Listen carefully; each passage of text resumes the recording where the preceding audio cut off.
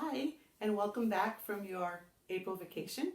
I hope you had a wonderful week and some special time with your family and a wonderful Easter. Today is Monday, April 20th. So if today is number 20, yesterday was number, do you remember this number? This is 19. And tomorrow, so we have 1920, tomorrow is the day that's going to come next. If today is number 20, then tomorrow will be number 21. Very good. Let's count to number 20 together, please. 1, 2, 3, 4, 5, 6, 7, 8, 9, 10, 11, 12, 13, 14, 15, 16, 17, 18, 19, and 20. Today I have a very special guest that's going to be coming on in just a few minutes to tell you about some things that we're doing this week. But one of the things we're going to do this week is we're going to be doing some bird watching. And I have an activity for you planned today where you can make your own set of binoculars. What I did is I took a tube of from the paper towel roll and I cut it exactly in half so both sides are just as long as each other. I took a stapler and stapled inside a bit to hold them together. And then decide which side you want to put your eyes on. And I dented in the nose right there. So even though you're looking through two tubes, when you look through this and you put your eyes right against it, it's going to look like one tube that you're looking through. The next thing you can do if you want to decorate them is you can take some colored paper and just make it just about as wide as the tubes. And what you'll do is you will cover it, wrap it around, and then you can either glue it on or you can tape the two sides. And then you can take a hole puncher and make a string to hang over you. But then you can use your binoculars to do some bird watching this week. So there will be a little video today to show you how to do that.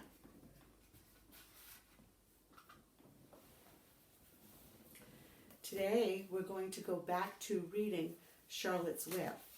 And the last chapter that I read to you was the chapter called Escape. Now, chapter 4, which we're going to continue with today, is called Loneliness.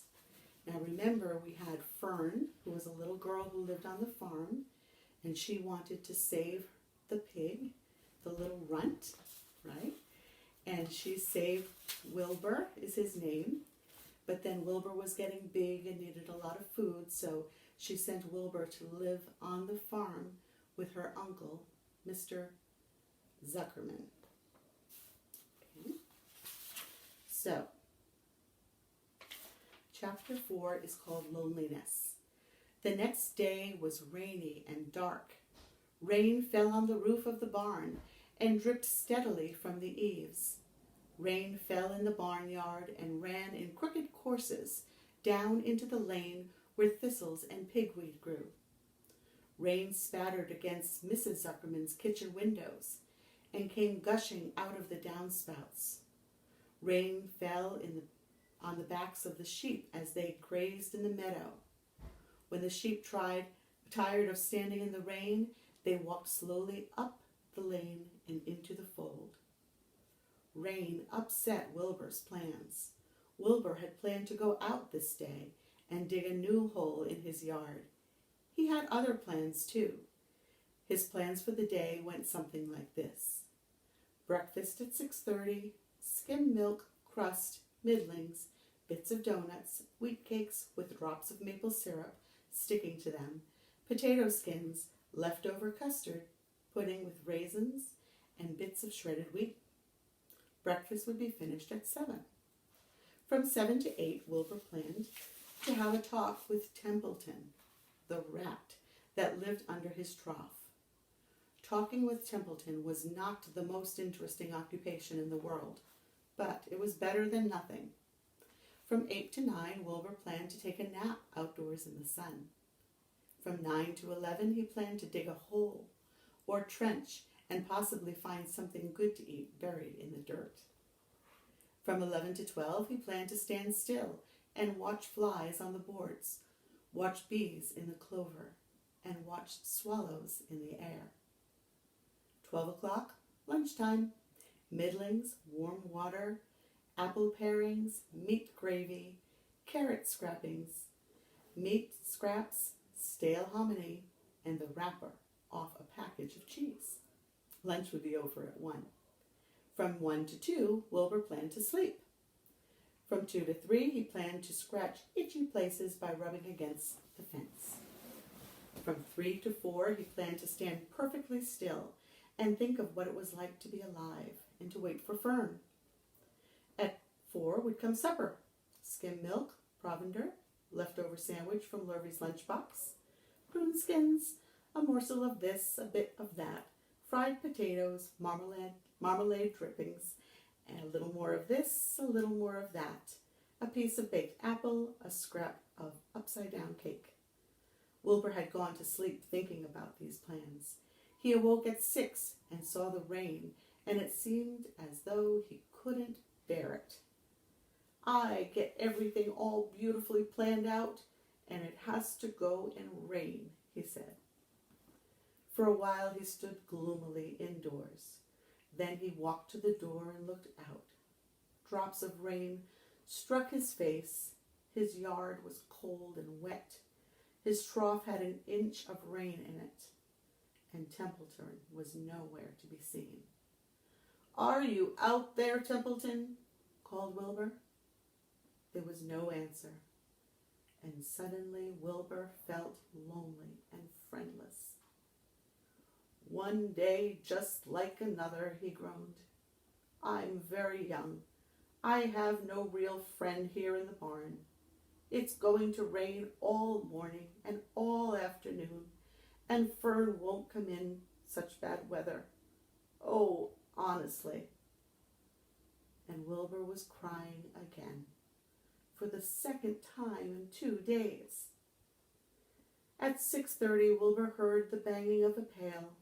Lurvy was standing outside in the rain, stirring up breakfast. "Come on, pig," said Lurvy.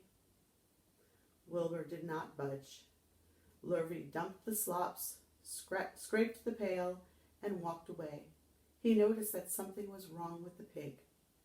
Wilbur didn't want food. He wanted love. He wanted a friend, someone who would play with him. He mentioned this to the goose, who was sitting quietly in the corner of the sheepfold.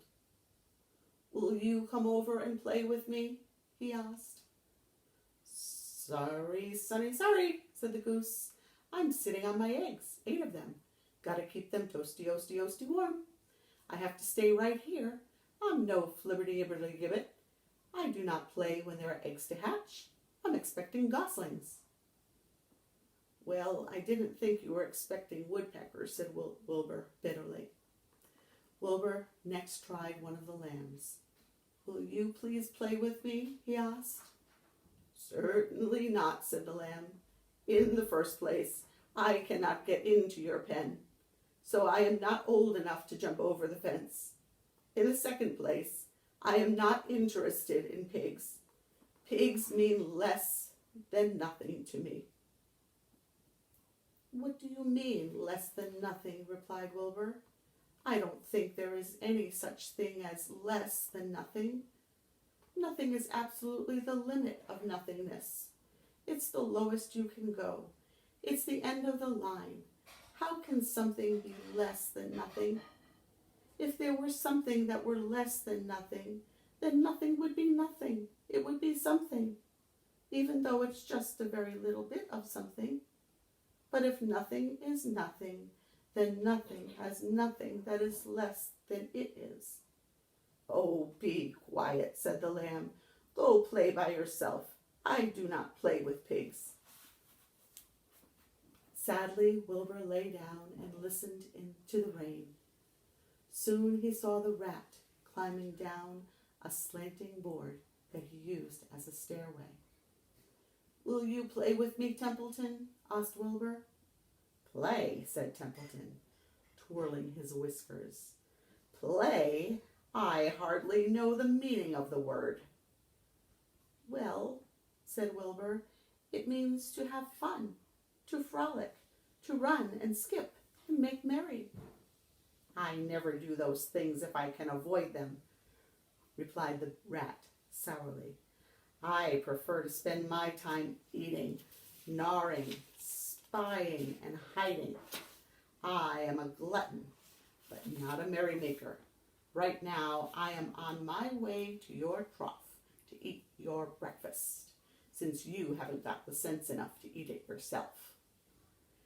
And Templeton, the rat, crept steadily along the wall and disappeared into a private tunnel that he had dug between the door and the trough in Wilbur's yard. Templeton was a crafty rat, and he had things pretty much his own way. The tunnel was an example of his skill and cunning. The tunnel enabled him to get from the barn to his hiding place under the pig trough without coming out into the open. He had tunnels and runways all over Mr. Zuckerman's farm and could get from one place to another without being seen. Usually he slept during the daytime and was abroad only after dark. Wilbur watched him disappear into his tunnel.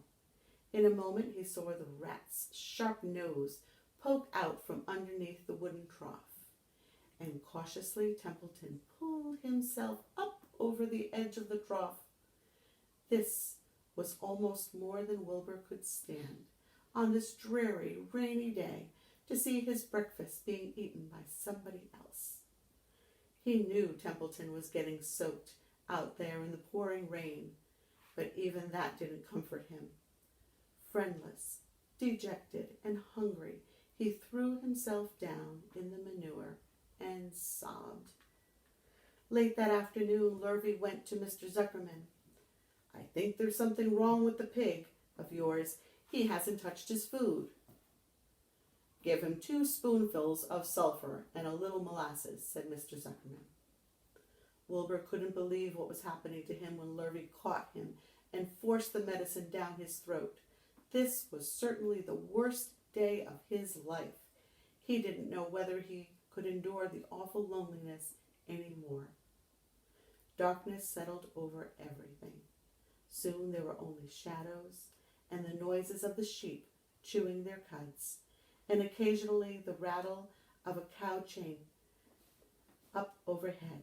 You can imagine Wilbur's surprise when out of the darkness came a small voice he had never heard before. It sounded rather thin, but pleasant. Do you want a friend, Wilbur? It said. I'll be a friend to you. I've watched you all day and I like you. But I can't see you, said Wilbur, jumping to his feet. Where are you? And who are you? I'm right up here, said the voice. Go to sleep. You'll see me in the morning. And that's the end of chapter 4. I wonder who his new friend is. She does sound rather nice, doesn't she? In this chapter, we see that Wilbur had a really bad, rainy day. And sometimes we have days that seem very miserable, where nothing seems to go right. But what always happens after those days? That's right, usually the sun comes out and something very nice happens after those bad, nasty days. So I have a feeling the next chapter, which is called Charlotte, is going to be something very nice that happens in that chapter. And we'll read that tomorrow. So now I would like to introduce you to someone who has something very special to say to you today. I'll see you in a little bit. Everyone, it's so great to see you again. I hope all of you had a wonderful Easter and a wonderful time with your family. This week, Mrs. Losado asked me to tell you that you are going to spend this week learning all about birds. I don't know about you, but I love to watch for birds in my yard, and I love to get up nice and early and sometimes watch for birds on my deck. So this week you're going to be taking out the little packet from your packet, the little book that says My Bird Book, and you're going to label the parts of the bird today. I'm also going to have you look at a little activity that shows you how to make your own binoculars so you can see them a little bit more clearly.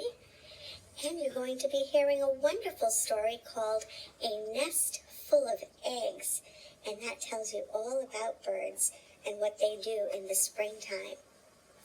For your relaxation activity today, we're going to ask you to make a special nest, and you might want to make it out of blankets or pillows, and just find a really cozy spot where you love to look at your favorite books.